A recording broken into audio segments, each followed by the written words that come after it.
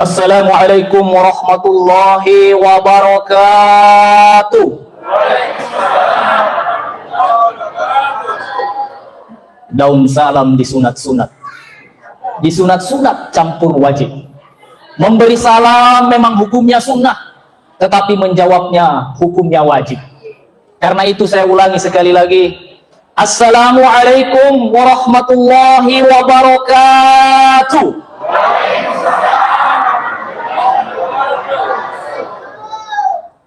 Yang terhormat Kadisdaq Kabupaten Bone beserta jajaran, yang saya hormati Panitia Masjid Nurut Tijarah 2 Pasar Palaka, yang saya hormati seluruh jajaran Forkopimda, yang saya hormati rekan-rekan kepolisian Polres atau Polsek, yang saya hormati seluruh bapak-bapak ayahanda saya, ibu-ibu ibunda saya, kakak-kakak kakanda saya, dan seluruh adik-adik adinda saya yang tidak bisa saya sebutkan satu persatu, namun tidak mengurangi rasa hormat saya. Mudah-mudahan kita di siang hari ini tepat pukul 13:12, betul, insya Allah 3 jam ke depan ceramah saya tutup. Jadi yang nggak sanggup 3 jam bermajelis, persiapan. Alhamdulillah, ja'ala syahrul rabiul awal syahrul maulidin nabi sallallahu alaihi wasallam khatamul anbiya'i wal mursalin wa ala alihi wa ashabihi ajma'in, amma ba'd. Allahumma salli ala sayyidina Muhammad wa ala ali sayyidina Muhammad. Saya mau menyapa Pak Tata. Di mana orangnya? Panitia masjid di luar. Kalau siang hari ini dengan begitu banyaknya air kondisioner atau istilah kerennya AC, yang biasanya kalau dihidupkan ini pas menjelang sholat duhur, jamaahnya merinding sholat duhur. Tapi sekarang cuacanya berubah, agak menjadi panas, betul ya? Karena apa? Saking banyaknya jamaah yang menghadiri masjid kita yang mulia ini. Kenapa demikian?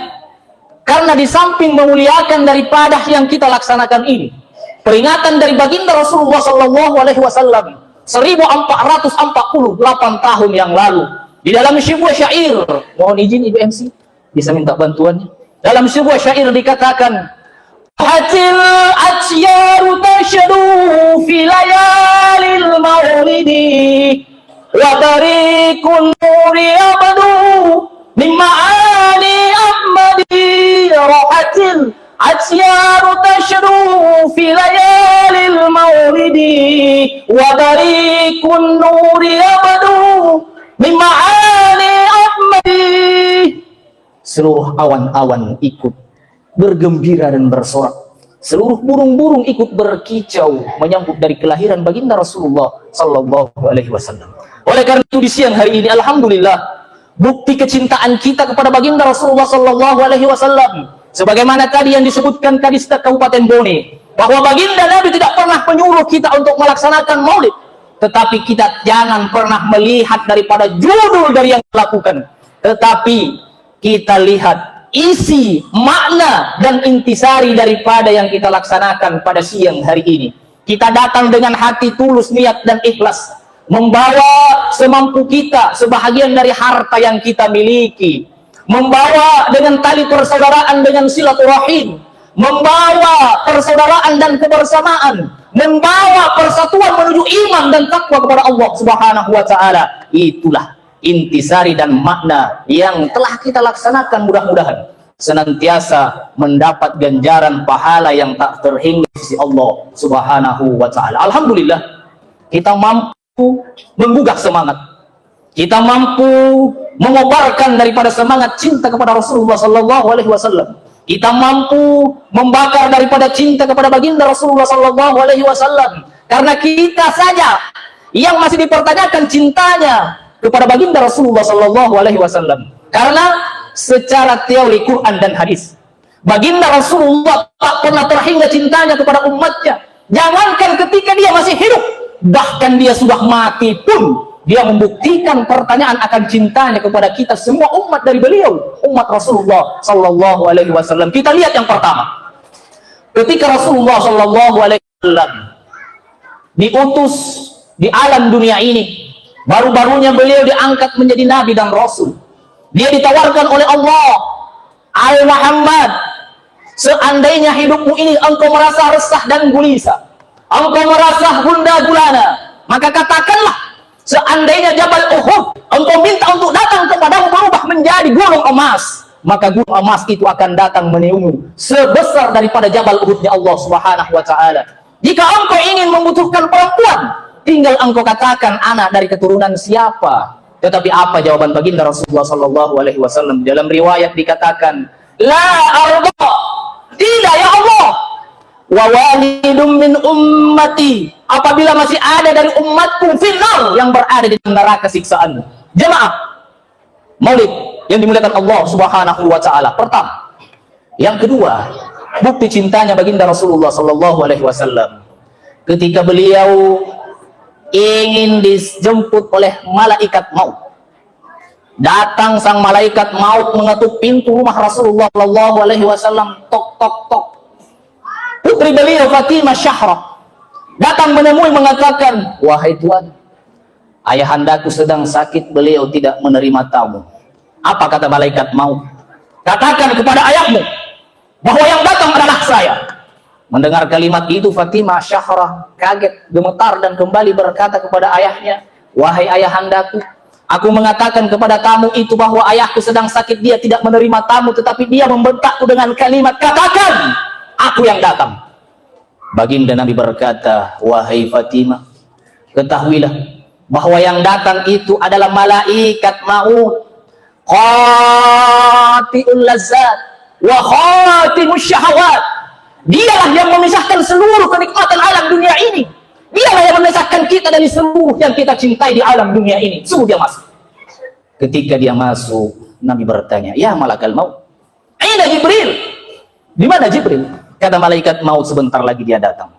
Ketika dia datang, Jibril ditanya, "Ya Jibril, mali indallahi minal karamah, keutamaan apa yang Allah simpan, yang Allah tangguhkan, yang Allah tujukan kepada wahai Jibril?"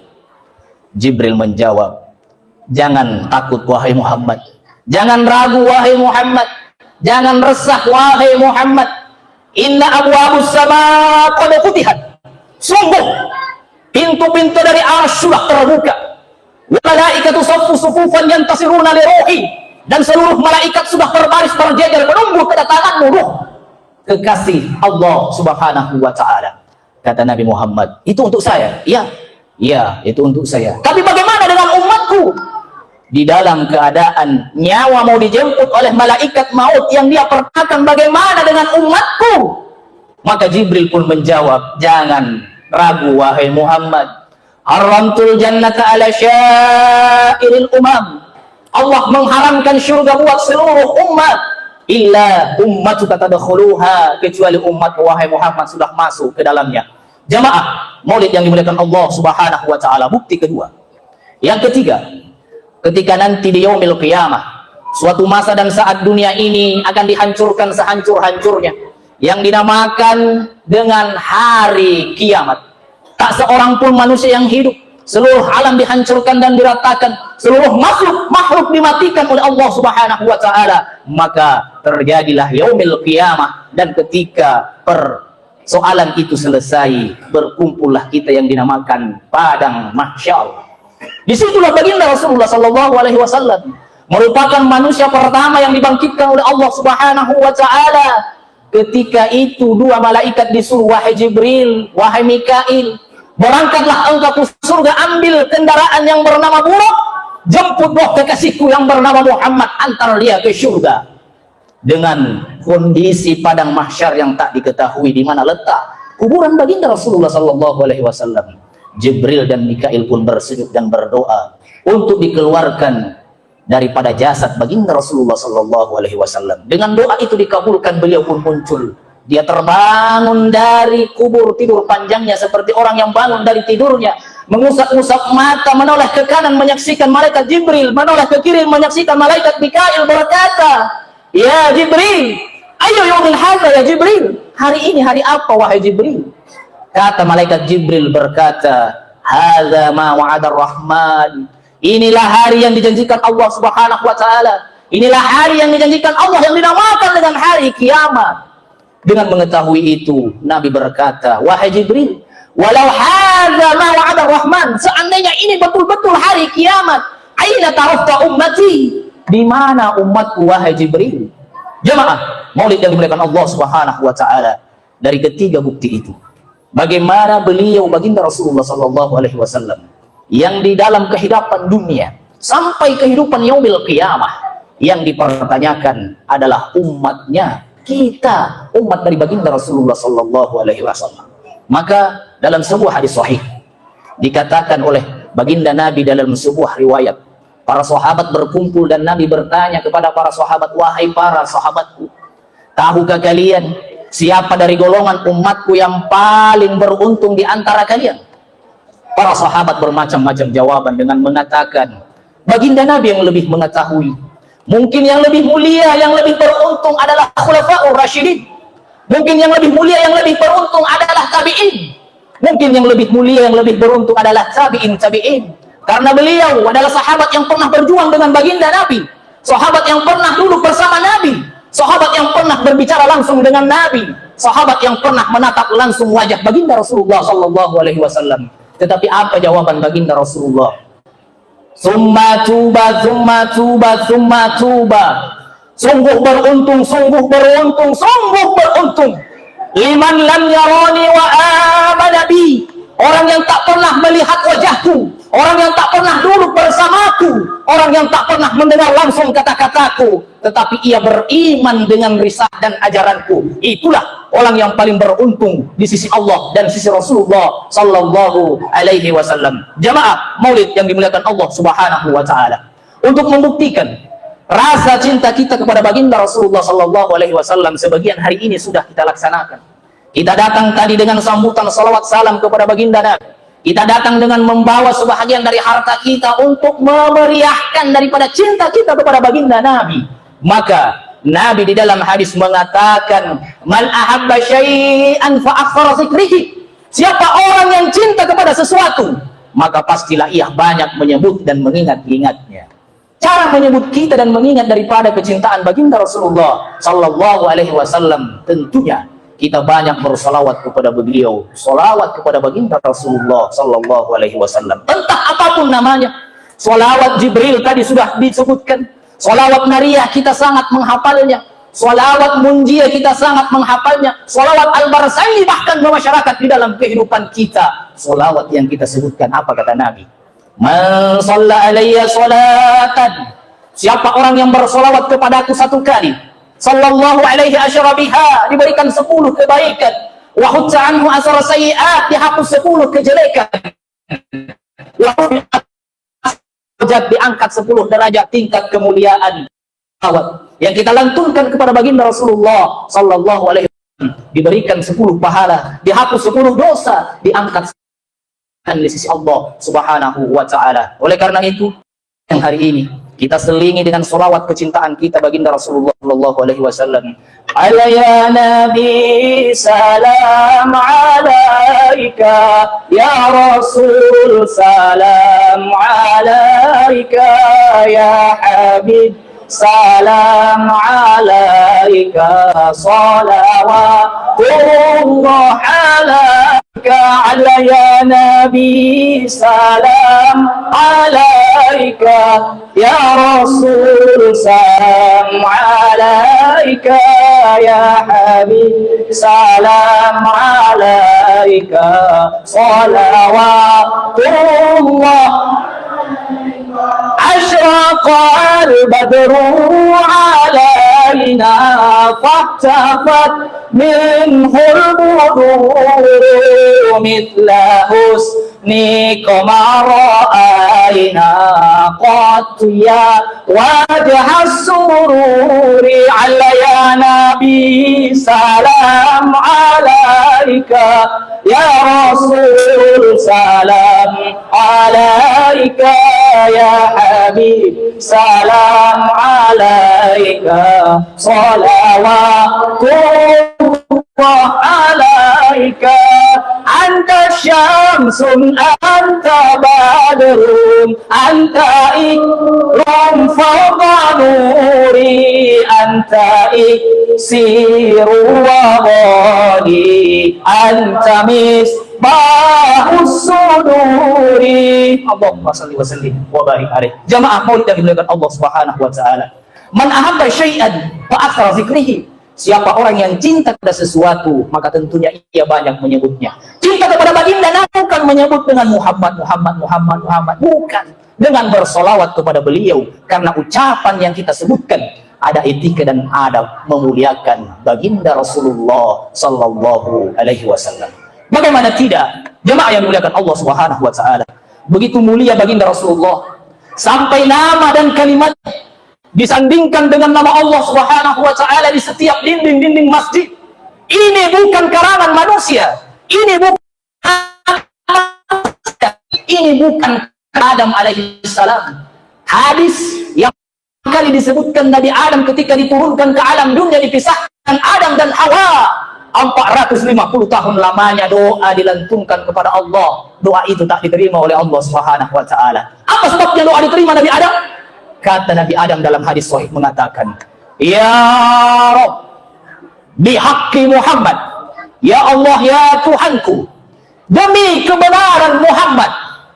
Mendengar kalimat itu Allah heran dan bertanya, Ya Adam, wahai Adam, kaifa aradtu Muhammad walam akhlaqahu. Wahai Adam, bagaimana engkau bisa mengetahui ada Muhammad padahal aku belum menciptakannya? Karena manusia diciptakan baru Adam dan Hawa. Apa jawaban Nabi Adam?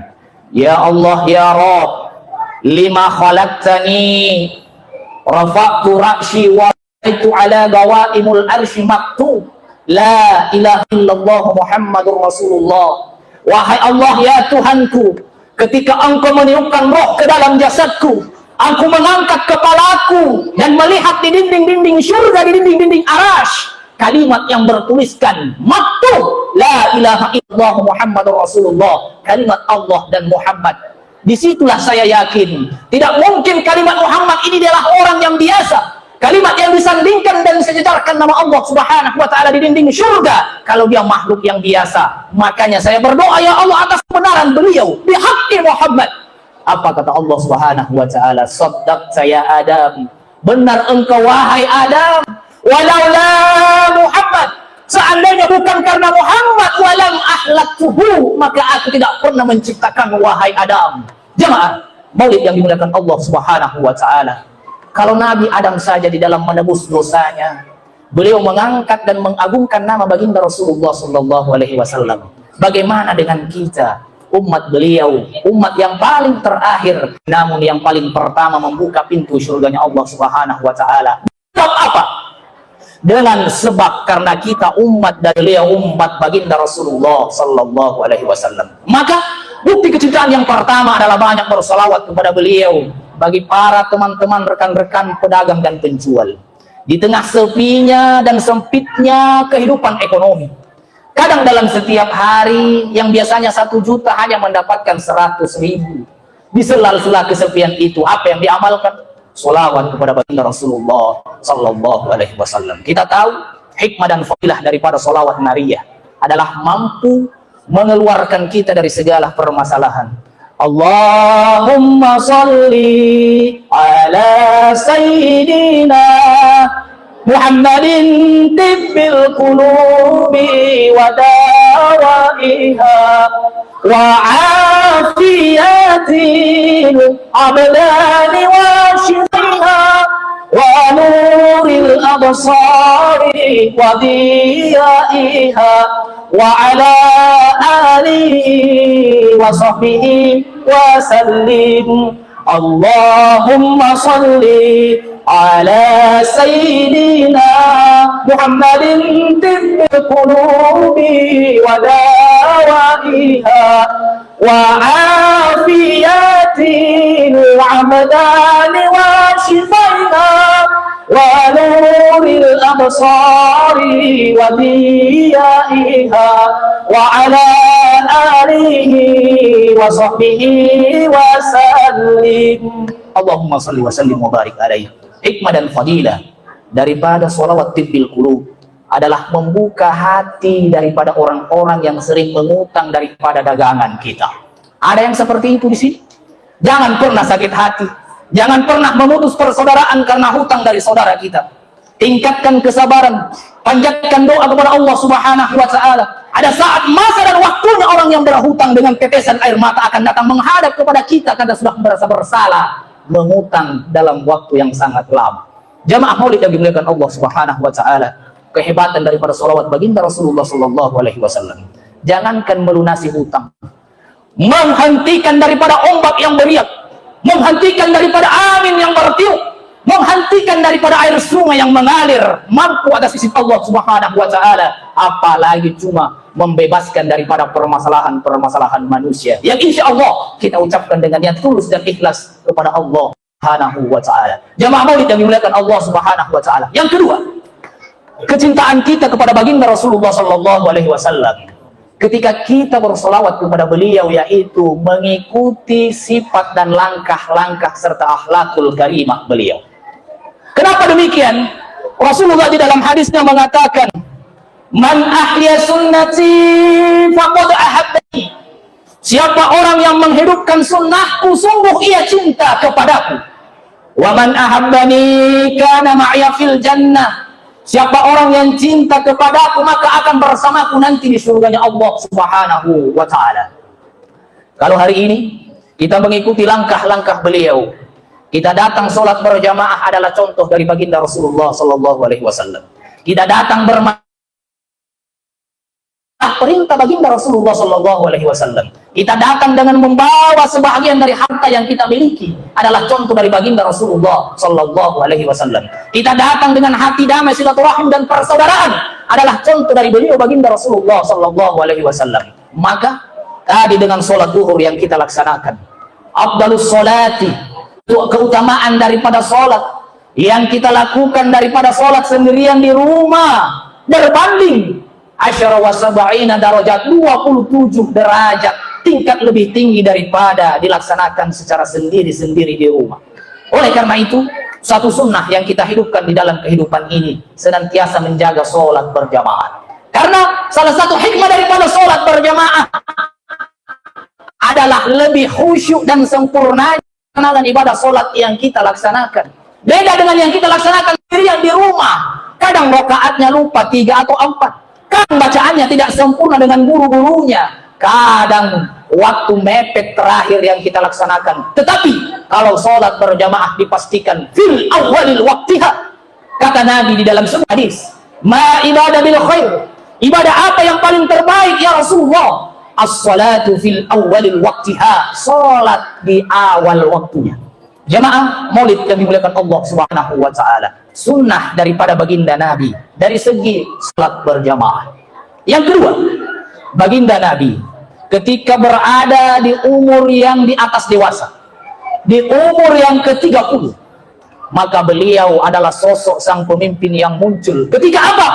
Di umur ke-30 mempersatukan bangsa saat letakkan batu Hajar Aswad mulia. Di umur ke-30, para kabilah-kabilah dan bos-bos kaum kafir Quraisy ketika Hajar Aswad terjatuh dari Ka'bah, seluruh pemuka masyarakat merasa berhak bahwa saya yang berhak meletakkan Hajar Aswad kembali ke tempatnya. Sudah hampir saling bertengkar dan bunuh-bunuhan akibat daripada Hajar Aswad yang terlepas dari Ka'bah. Apa keputusan baginda Nabi? Beliau mengambil kain yang dimana diperintahkan seluruh ketua kabilah kafir Quraisy untuk memegang di sudut-sudut kain tersebut, diletakkan Hajar Aswad di tengah, diangkat bersama-sama kembali Hajar Aswad ditempel ke Ka'bah. Bukti bahwa beliau mampu mempersatukan bangsa yang ingin terjadi perpecahan dan pertikaian. Oleh karena itu, jamaah maulid yang dimuliakan Allah Subhanahu wa Ta'ala, di tengah-tengah kehidupan kita saat ini, seperti yang disampaikan tadi oleh Bimas dari Polres Bone, seperti tujuan misi dan visi saya sebagai dari militer mengatakan bahwa tidak semua dari hari ini yang kita lihat, yang kita saksikan, yang kita baca, yang kita share itu dipastikan kebenarannya. Tetapi dari permainan AI, kehebatan teknologi, yang pernyataan tidak baik mampu dipotong-potong, dipenggal-penggal, yang akhirnya menghasilkan suatu kalimat yang tidak benar. Itulah kondisi kita pada saat ini.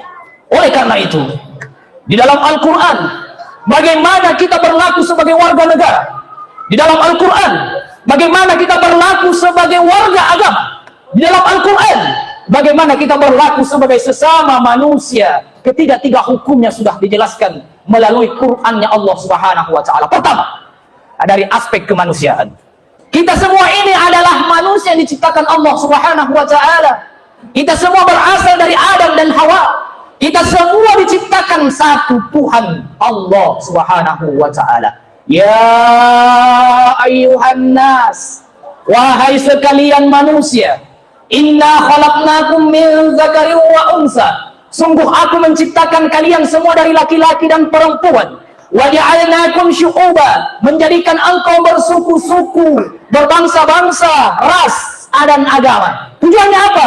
Wa qabailan lita'arafu, supaya kalian saling kenal mengenal, supaya kalian saling sayang menyayang, supaya kalian saling bersatu membangun bangsa dengan satu bingkai negara kesatuan Republik Indonesia. Quran kapan mengajarkan kita bertikai?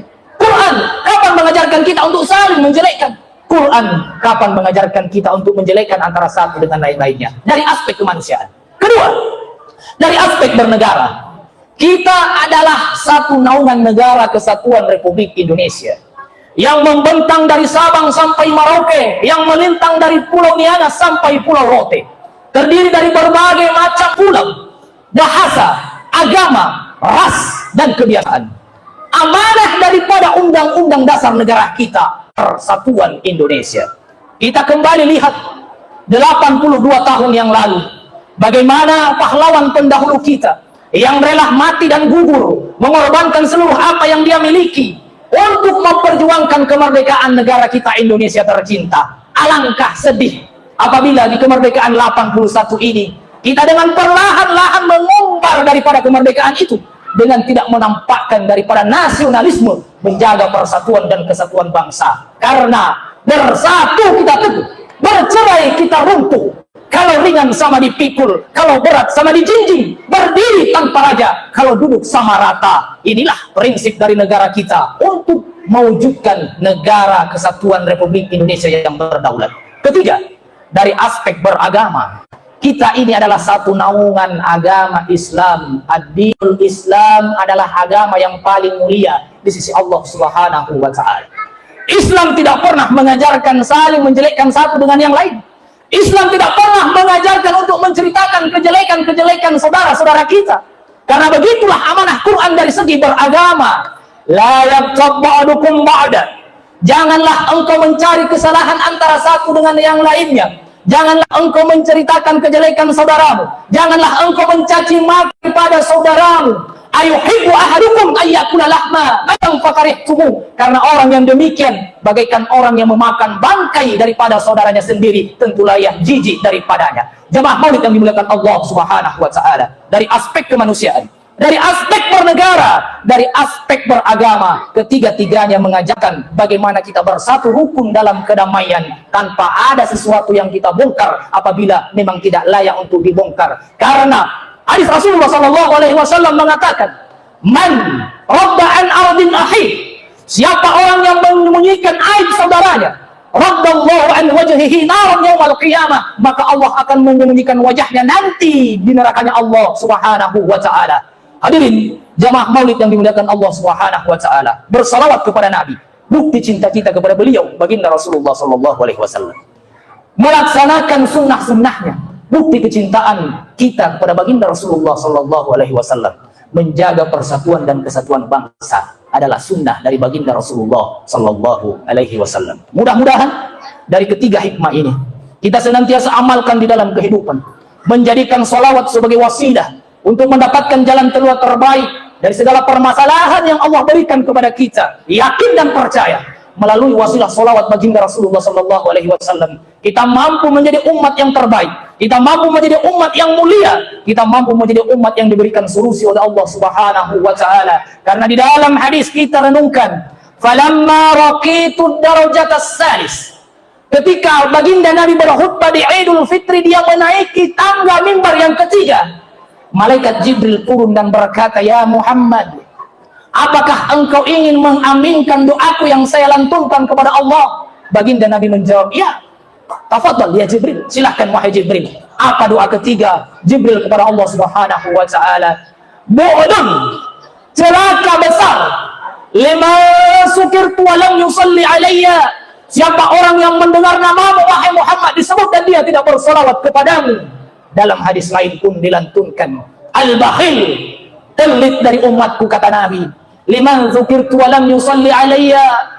Siapa orang yang mendengar namaku disebut dan dia tidak bersalawat kepadaku, maka wasilah salawat baginda Rasulullah sallallahu alaihi wasallam senantiasa kita amalkan di dalam kehidupan sebagai asbab. Mudah-mudahan kita termasuk dari umat beliau yang akan mendapatkan syafaat di dunia wal akhirah, baik hubungan urusan kehidupan duniawi, apalagi hubungan urusan kepentingan akhirat. Semoga kebersamaan kita pada majelis ini merupakan awal insya Allah kebersamaan kita nanti, kita semuanya berkumpul di surganya Allah Subhanahu wa ta'ala.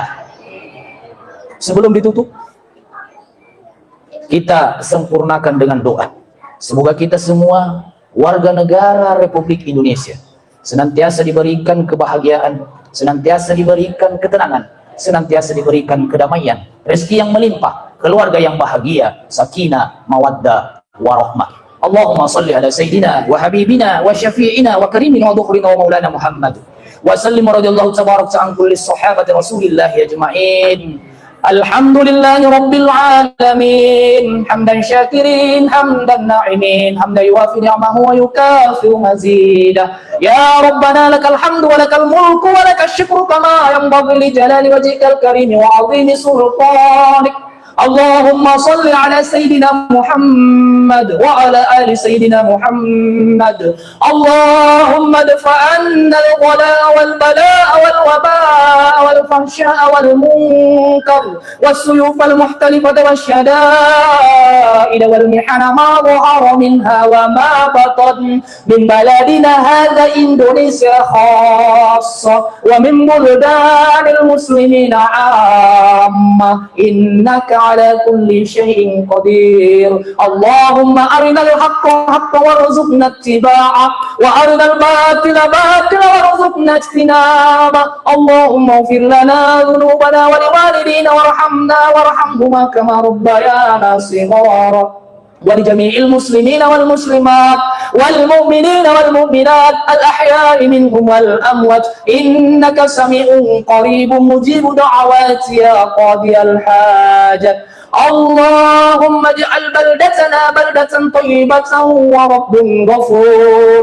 اللهم اجعل إماما عادلا لا تسلط علينا من لا يخافك من لا يرحمنا.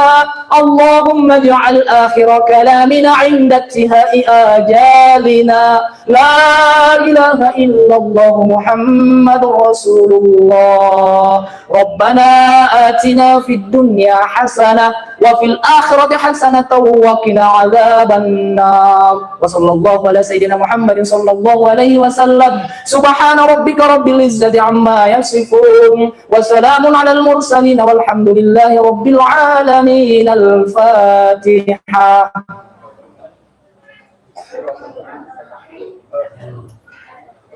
Demikian, kurang lebihnya mohon maaf. Wabillahi taufiq wal hidayah. Assalamualaikum warahmatullahi wabarakatuh.